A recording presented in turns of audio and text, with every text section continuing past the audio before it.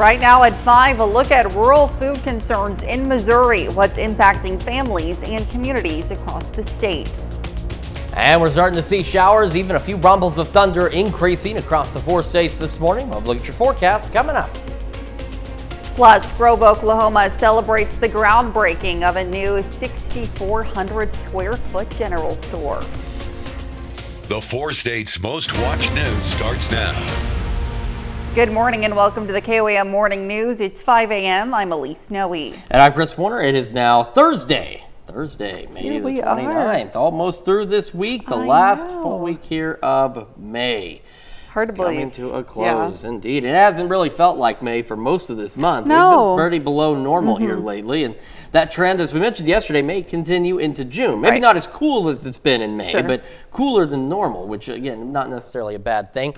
But we do have rain starting to push into the 4 states, and you can see the roads there in Pittsburgh starting to get a wee bit wet from our camera there. And the MoDOT camera 32nd and range line in Joplin still dry at this point, but not for long. Here's the Skywatch Storm Tracker. So we've got showers stretching they stretch up past Kansas City. But in our area from Bates County, they stretch southwestward, back down through Craig County, down toward the Tulsa area. Nothing strong, nothing severe, nor are we really anticipating anything like that. In fact, you can see how some of this activity is kind of starting to fizzle apart. So what we're going to watch for is redevelopment on the backside, which will bring us some additional shower and thunderstorm chances. Now, we do have a little unexpected, and I'll be honest, this risk is extraordinarily low, but we could get a strong storm or two later today in our southeastern counties that could maybe bring some small hail or some gusty winds. Not looking at anything significant or widespread by any means, but there may be a stronger storm or two as you see that spin, this low pressure system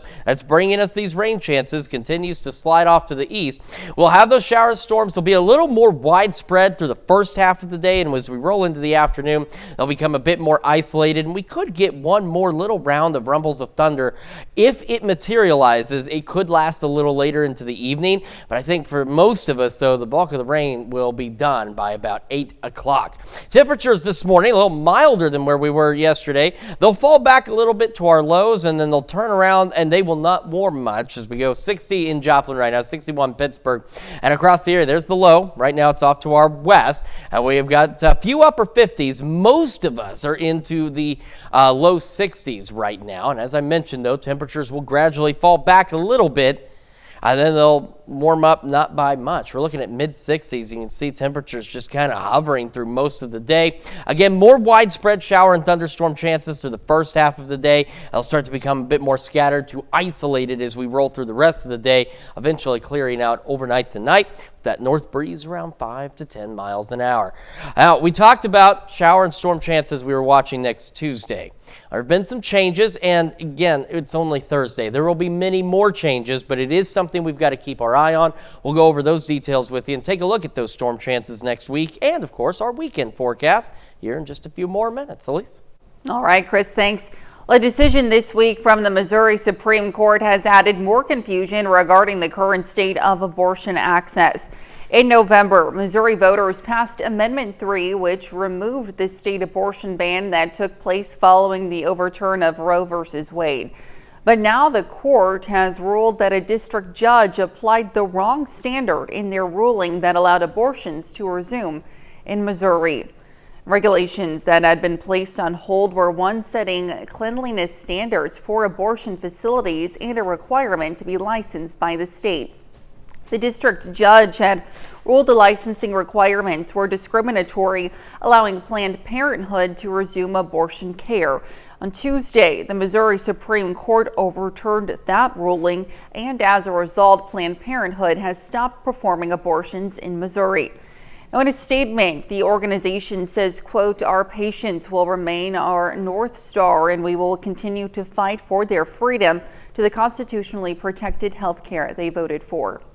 Now, on the other hand, State Attorney General Andrew Bailey applauded the Supreme Court decision. He said it's, quote, "a win for women and children and sends a clear message. Abortion providers must comply with state law regarding basic safety and sanitation requirements." The U.S. Senate is considering a bill that would cancel SNAP benefits for many Americans, a big concern for rural communities in the 4 states where food insecurity is a growing problem. Now, across Missouri, Feeding America says the food insecurity rate is 15.4%. And as Chris Bryant reports, when you get into rural areas, the number of children with not enough to eat climbs to 1 in 4. In Missouri, 41% of those with food insecurity fall below the SNAP threshold, which is at or below 130% of the federal poverty level. So a household of 4 would qualify if their gross income is less than $3,380 per month. I mean, we're still seeing the same elevated hunger statistics we've seen over the past year. The United States Bureau of Labor Statistics says for the month of April, the Consumer Price Index rose 2.4%, and the food index increased at the same rate. And we're attributing that to increased grocery prices, housing prices, and childcare all combining together to make it really difficult for families facing hunger. Empower Missouri says in the state there are roughly 100 food deserts in both rural and urban areas. That grocery store just not having enough economic support to stay within that community. I mean, that's why certain programs like the SNAP program are so important, because as dollars are spent in those grocery stores, that incentivizes that grocery store to stay in a rural community. Now with President Donald Trump's One Big Beautiful Bill before the Senate, the concern focuses on the reduction in SNAP benefits. I mean, something like that would be a catastrophic stress. And I'd have to highlight is that the food bank could not replace that amount of meals that would be lost if something like the SNAP program were to change or go to a cost-sharing model. I mean, we simply do not have the resources to replace that. SNAP benefits in Missouri helped 107,000 people get above the poverty line from 2015 to 2019, including 46,000 children. However, there are still some who choose not to participate. Education around the program as well, because the biggest problem we see is so many people that are qualified for the program automatically take themselves out of the equation because they think I'm not qualified based on income, or that I'm taking care of a grandparent, or any number of reasons. Another reason may be more personal. Pride is a huge issue, and it's because we've really made it difficult for families to ask for help, because so many times we're immediately attacking them and thinking they're stealing from a system. Browning says when one community or family is helped, the whole unit is lifted as well. It's the best thing for everyone, because as soon as they are getting access to food, that allows everything to start happening that much more quickly, whether that's applying for a job, remaining productive, or just taking care of their family. And that helps out the entire community by being able to access food in a timely manner. Now, under the proposed budget bill, it's estimated 150,000 people in Missouri are at risk of losing some amount of SNAP benefits, and 68,000 could lose all SNAP benefits. And to be the first to see breaking news, weather, and sports, you can download the KOAM News app. It's available free of charge in the Apple App Store and the Google Play Store. Just search for the KOAM News app. The Seneca Cayuga tribe yesterday broke ground on a big new business in Grove, Oklahoma. Flint Fire Mercantile will be a 6,400 square foot general store, produce market, fuel station, deli, and cafe. Our reservation area, we encompass over 79 square miles, and our closest access to food is generally Grove or Seneca. So the distance our community members and tribal members have to travel for food and gasoline is quite considerable because due to the distance. A completion is scheduled for November, and the Flint Fire Mercantile should be open early 2026. And that's a look at this morning's top stories and weather in our first 7 minutes, coming up on the KOAM Morning News. Billionaire Elon Musk is stepping away from his role as a special government employee. And we're tracking rain chances for today. We'll have what to expect with Chris Warner in the Skywatch Weather Center. You're watching the KOAM Morning News. We'll be right back.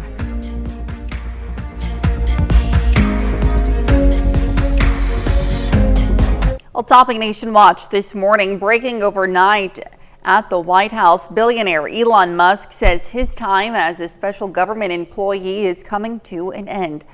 An administration official confirms to CBS News Musk began offboarding last night. Also last night, a federal court blocked President Trump from imposing sweeping tariffs against multiple countries. Jared Hill has more from New York. Elon Musk is out. In a short post on his platform X last night, Musk wrote, "As my scheduled time as a special government employee comes to an end, I would like to thank President Donald Trump for the opportunity to reduce wasteful spending." The chainsaw for bureaucracy. As the face of Doge, Musk slashed through multiple federal agencies and the federal workforce in the name of efficiency. The people voted for major government reform, and that's what people are going to get. The seismic cuts also sparked pushback from protesters and members of the president's cabinet. An administration official says Musk began winding down his role last night, one day after slamming the Republican tax cut bill in an interview with CBS News. I was disappointed to see the massive spending bill, frankly, which increases the budget deficit. Wednesday, President Trump acknowledged he's not happy with every aspect of the package as it works its way through the Senate. We will be negotiating that bill. Also overnight, a key part of President Trump's agenda blocked for now. The U.S. Court of International Trade froze the president's sweeping 10% tariffs against other nations and the targeted levies on goods from Canada, Mexico, and China. The court ruling President Trump exceeded his authority. In a statement, a White House spokesman said the trade deficit has created an emergency, adding, quote, "It is not for unelected judges to decide how to properly address a national emergency." Jared Hill, CBS News. Now, already U.S. stock futures climbed overnight following the Court of International Trade's ruling on the president's tariffs. And still to come, new research reveals how changing seasons could be affecting your health. Plus, Chris returns with another look at your Thursday forecast. You're watching the KOAM Morning News. We'll be right back. Well, firefighters face a shockingly dangerous moment when part of a building comes crashing down. Patrick Cornell has the wild camera moment in today's Take a Look at This. Watch the explosive moment Arizona firefighters miraculously escape danger. Incredibly, no one was hurt. Watch again as the roof collapses, sending smoke, flames, and debris flying. Video taken shortly before the close call shows firefighters working on the roof of the burning building in Tucson.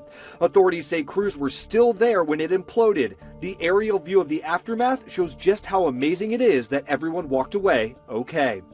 Sticking with the theme, when the ceiling caved in on a Kentucky kitchen, authorities were shocked to find a black bear did that dirty deed, discovered simply sitting on the stove. That'll jolt you awake quicker than your morning coffee.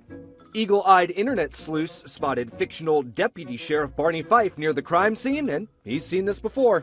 There's a bear in there. Run, Mark!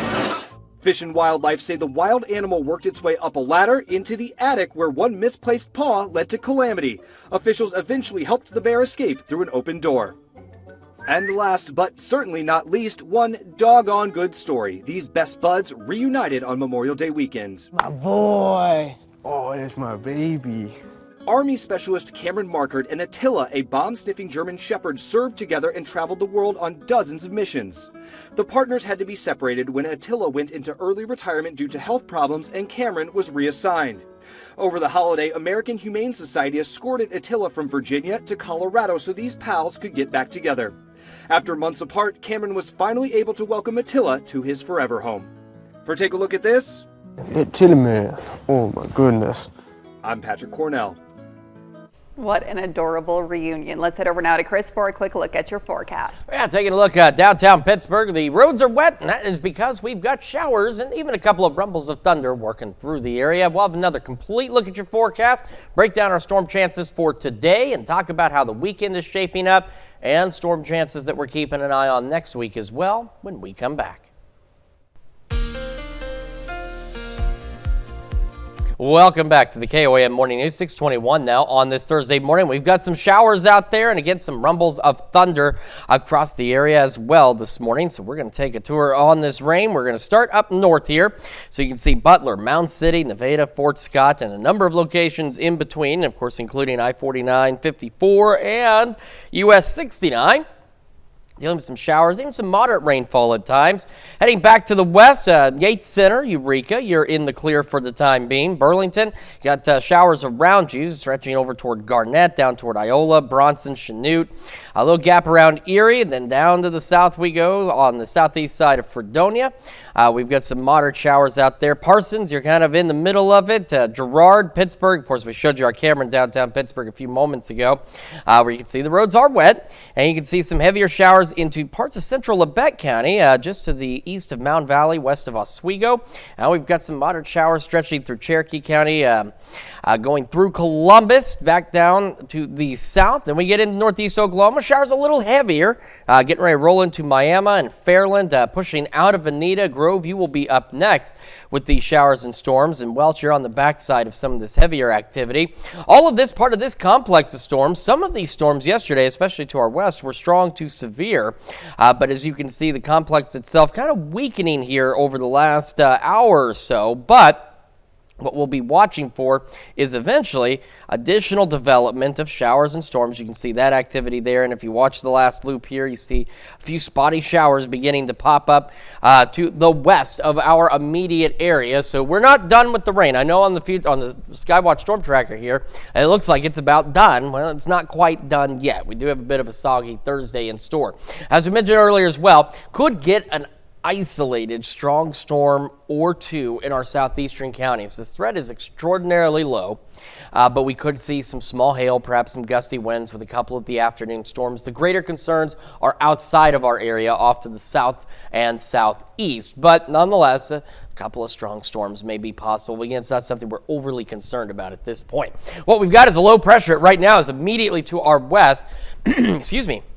By noon, it is shifting onto the Missouri side of things, still dealing with showers and storms. We'll have heavier, well, not heavier necessarily, but more widespread shower and thunderstorm activity between now and about noon, 1 o'clock. And as we head through the evening, it'll become considerably more isolated and scattered. Could get an isolated shower or storm late evenings. We're talking 9, 10 o'clock, but I do believe for the most part, the bulk of the rain is going to be done by 7, 8 o'clock this evening.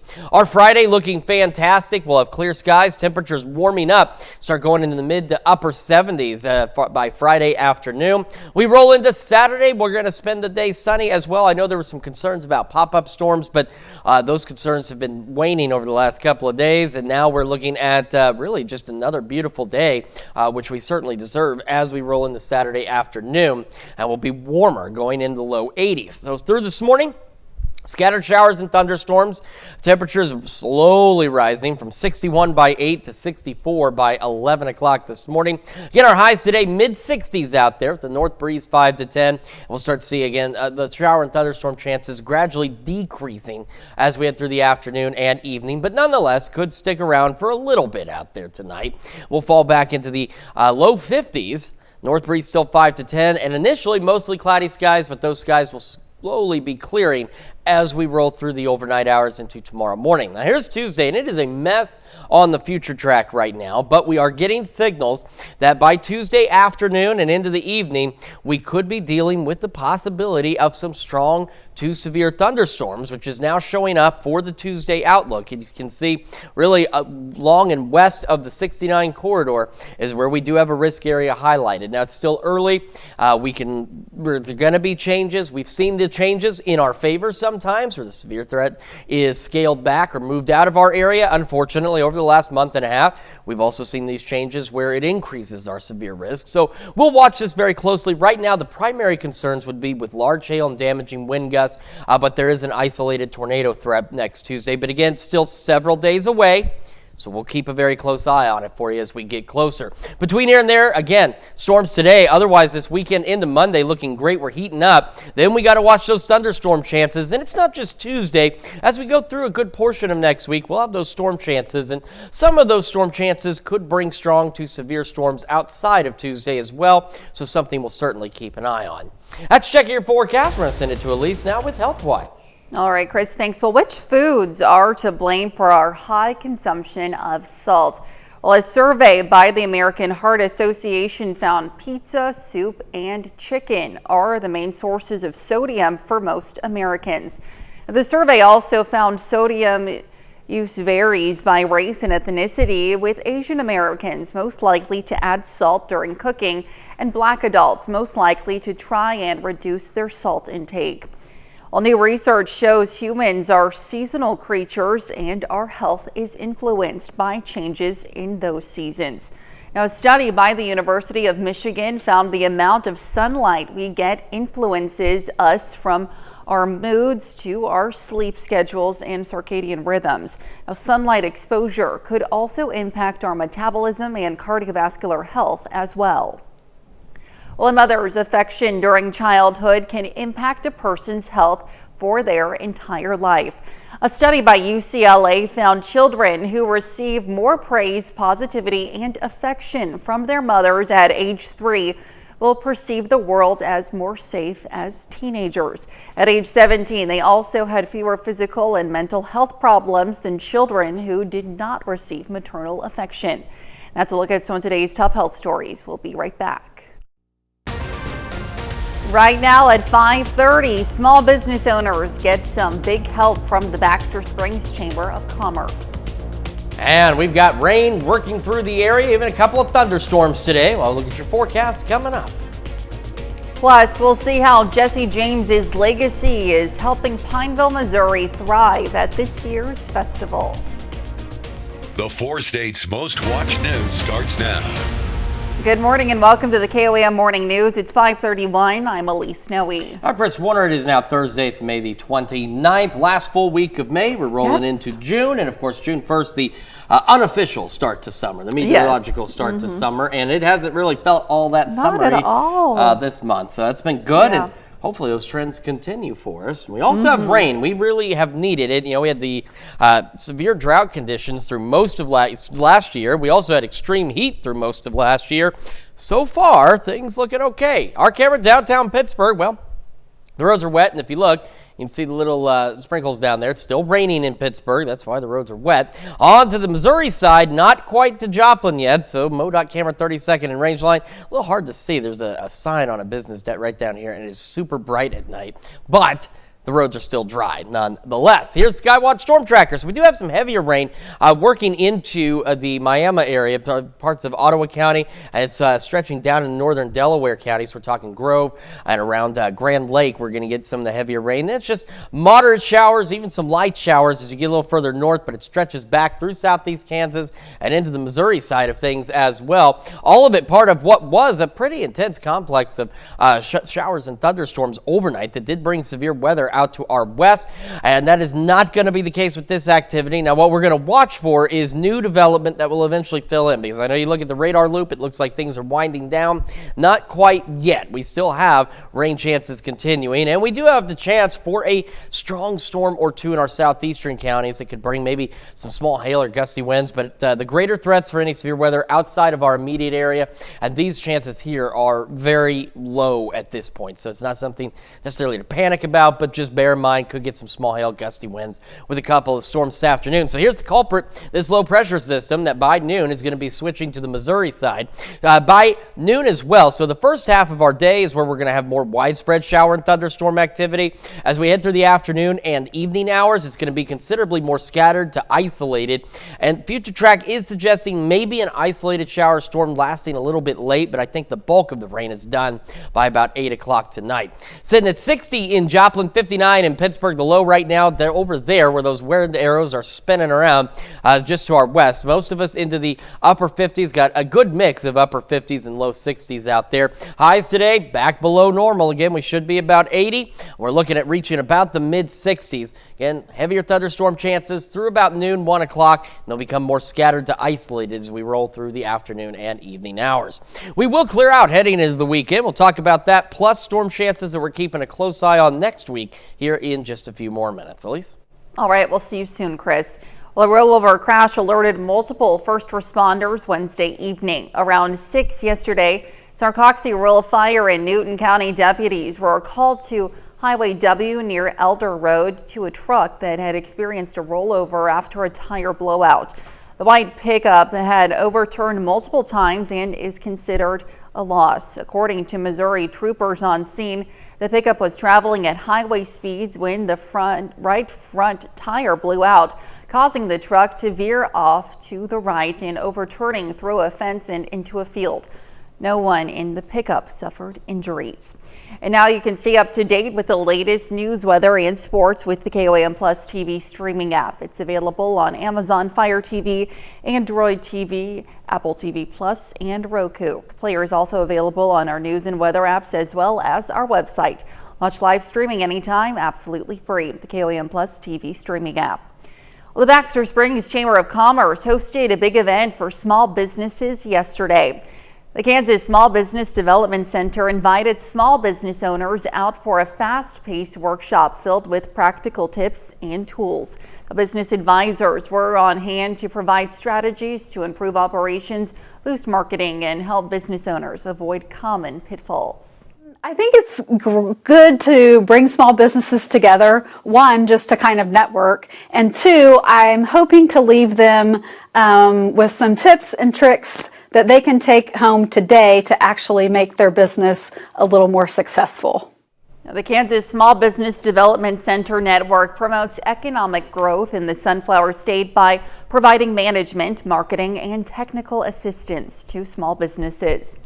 Well, Pineville fired off its annual Jesse James Day celebration. The event is named not after the outlaw, but the 1938 movie of the same name, which was filmed on the town square and other locations. While the celebration features a ton of family fun, it also provides a way to raise vital support for the fire department. This is our 4-day event and we do it every year. The Pineville Fire Auxiliary puts it on for a fundraiser for the fire department. We have a cook shack, we have carnival, we have a bunch of vendors setting up right now. Whenever I was younger, it was fun, but being a first-time vendor here, it was kind of stressful the day before and the morning of. Jesse James Days runs through Saturday.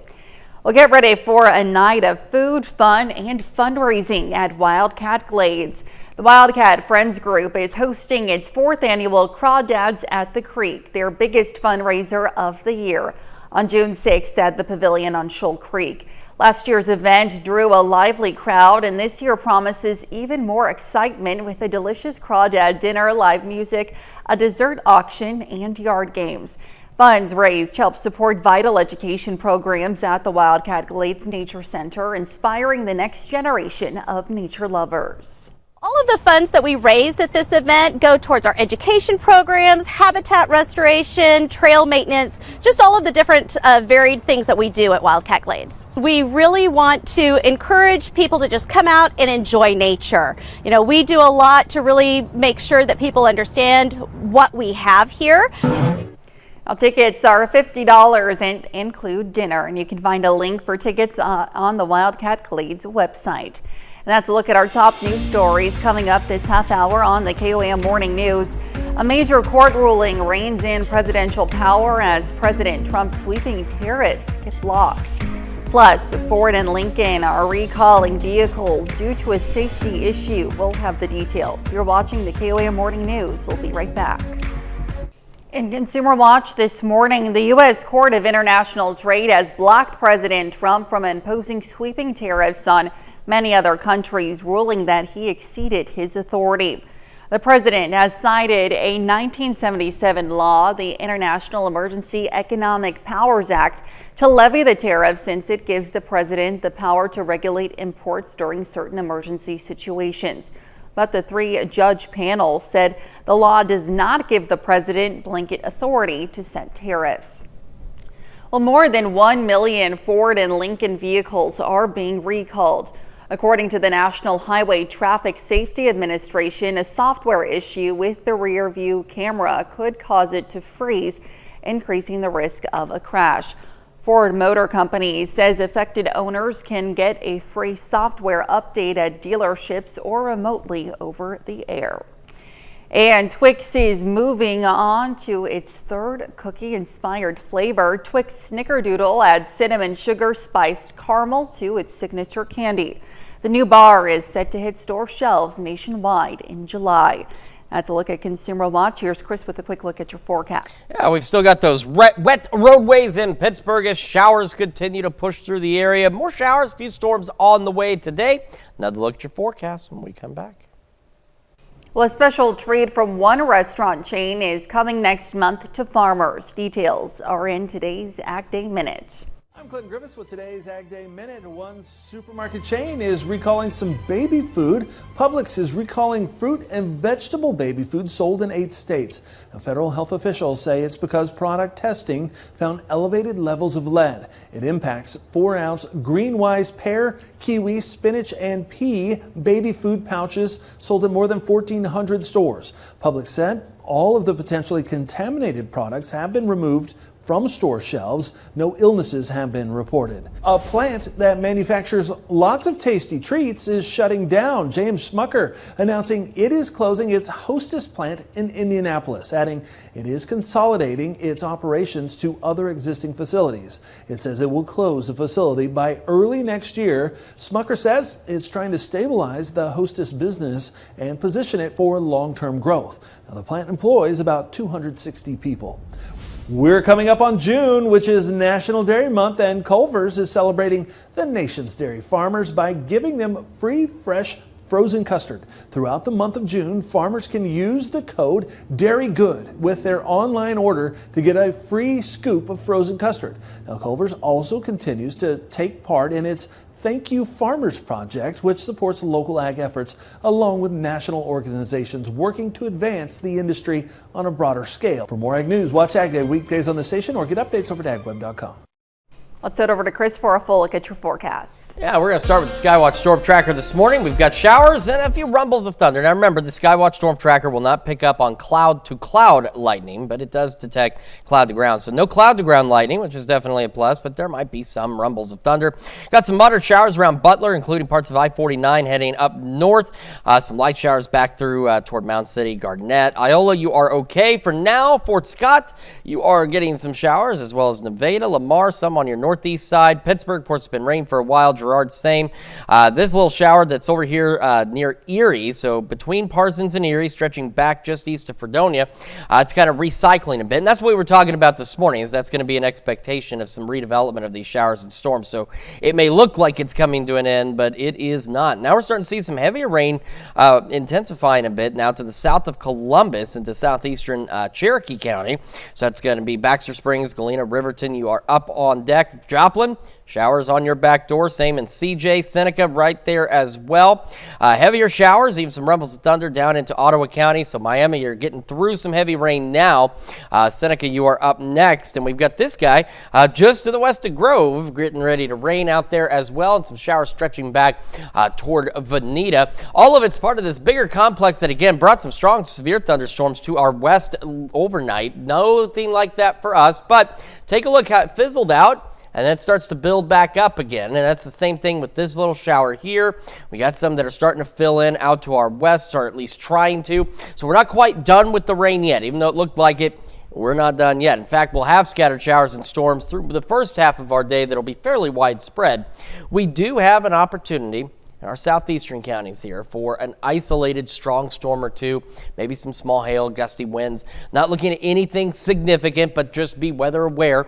We could get a strong storm or two out there this afternoon. Here's what the future track looks like. By noon, the low pressure system currently immediately to our west will be tracking into Missouri by noon. So again, between now and about, say, 1 o'clock, that's when we've got the better opportunities for some widespread shower and thunderstorm activity. Then it becomes considerably more scattered and isolated as we go through the evening. And there's at least a remote possibility of 1 or 2 more isolated storms late this evening, but I think most of the rain is done by 8 for us across the area. We start to clear out overnight, mostly cloudy most of the night, and then partly cloudy to start our Friday. A few clouds through the day on Friday, otherwise looking fantastic. And those concerns we had for maybe a pop-up storm or two Saturday seem to be dwindling a bit, not showing up on some of the future track data, so that's some good news. So we've got another great day ahead of us. Friday, Saturday, Sunday, even into Monday looks fantastic. and then things start to change. 61 by 8, 64 by 11 o'clock, and scattered showers and thunderstorms out there through the morning. Eventually highs once again well below normal. Keep in mind our average is 80. We're going to be making it about mid-60s, and they'll have that north wind 5 to 10. Temperatures don't fall back too much tonight, but they're back in the low 40s. Rain starts wrapping up, and again clouds gradually clearing overnight tonight. Now what we are watching as we roll into Tuesday afternoon, we have a lot. It's just a big mess out there. Now remember though, at the future track this far out, this is where showers and storms could be. It is not a huge area of showers and storms, but Tuesday afternoon into Tuesday evening, maybe even into the late evening and early overnight hours, we're looking at shower and thunderstorm chances increasing, and some of those unfortunately could be strong to severe, as we now have a risk area highlighted for Tuesday right along into the west of the US 69 corridor. And a lot is going to change between here and there, but it is something that we certainly want to be keeping an eye on as we roll into next Tuesday across the 4 states. Between here and there, after our storms today, again nice through the weekend, temperatures warming up, low 80s. We'll watch thunderstorm chances. Now we don't have any areas highlighted this far out for Wednesday, Thursday, or Friday, but we're still getting some signals for some possible strong storms next week, so we want to certainly keep an eye on all of those storm chances. That's checking your forecast. We're going to toss it over to Lisa now. He's got to check the morning sports. All right, Chris, thanks. Well, Diamond High School softball played in the Class 2 state championship game last night. The Wildcats have the chance to defend their 2024 state title, while Diamond faces Warsaw looking for its second consecutive state championship. Top of the first, 2 outs, Aubrey Ball lines one in the gap. She's into second with a stand-up double, but Diamond can't bring her home. Bottom of the inning, there's 2 runners on. Taylin Reeder gets the strikeout. Her first 6 outs all come via the strikeout. We're scoreless in the third. Warsaw with runners on the corners. Riley Brewers singles through the infield, and now Diamond trails 1-0. Same score in the 5th. Kenzie Crook hits the farthest ball of the night, but it's caught in center. Now bottom of the 6th, Reeder gets the final batter of the inning to strike out. Looking, she finishes the day with 12 strikeouts. The Wildcats have one last inning to tie it up. Top of the 7, Ball at the plate. She lines one to center and it drops, and she's into second with a leadoff double. With 1 out, Taylin Daniels grounds it to short. She's out at first, but the tying run is now on third. Crook is the Wildcats' final hope. Now she pops it to the second baseman, and Diamond's hopes of a second straight title fall short. So Diamond loses 1-0 in the state title game. The Wildcats' incredible season ends with a runner-up finish at state. Meanwhile, Lamar High School baseball has its season come to a close last night in a Class 3 sectional playoff game against Cleaver. Now, final score 3-2. The Tigers finished the 2025 season as District 12 champions with an 18-8 record. Now we'll take a look at the Kansas City Royals and St. Louis Cardinals. We'll start with the Royals, who were at home last night wrapping up a series with the Reds. They win 3-2. Noah Cameron gets the win on the mound after going 6 into third, allowing just 1 earned run. Bobby Witt Jr. has 2 RBI for Kansas City. After last night's victory, the Royals are up 30 wins on the year. Now, as you can see, the American League Central is loaded, so that's only good enough for 4th place in the division. KC is 7 games back of the Tigers for 1st place, and 1 game back of the Twins for the final all-wild card spot.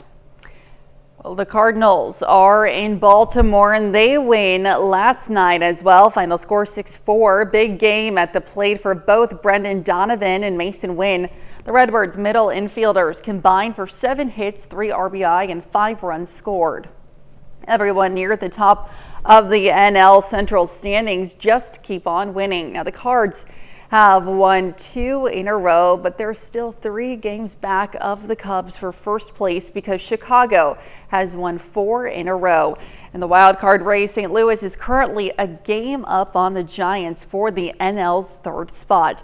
That's a look at sports. We'll be right back. Well, imagine eating a snack and your munching suddenly makes headlines across the country. That's what happened Tuesday after a black bear named Birch was seen gobbling on a bouquet of purple pansies at Chicago's Lincoln Park Zoo. The adorable moment captured on a cell phone video by a Lincoln Park animal keeper showing Birch's snack time break. Zoo officials say black bears in the wild typically eat flowers and other vegetation as part of their diet. Plus, zookeepers are often looking for ways to add variety to the animals' diets. But while bears can safely eat flowers as snacks, a reminder, kids, don't try this one at home. Well, an alligator caught with its mouth wide open, not by choice, but police say it was because of a soccer ball they believe was lodged in its mouth. It happened in a pond at the Sea Trails Golf Resort in North Carolina on Sunday. Police and animal control were getting ready to help the alligator when it decided to roll around in the water, causing the ball to fall out. Police say the gator swam away unharmed, but the soccer ball did not make it. That's an unfortunate loss for the soccer ball, but a great victory for the alligator, and I think that maybe we should enter him into a soccer team somewhere, because who's going to try, if he was the goalie, who's going to try and get the ball back from him? Nobody, that's who. All right, scattered showers, few thunderstorms out there, nothing intense expected, and temperatures otherwise just very slowly moving. They're going to be hovering in the low 60s for most of the morning, and eventually we're going to make it up to the mid 60s. We should be about 80. Now, I'm not saying, I'm not a fan of the cold. I don't like the extreme heat, but it could be a little warmer than that, and it's going to try as we head into the weekend. North winds today 5 to 10.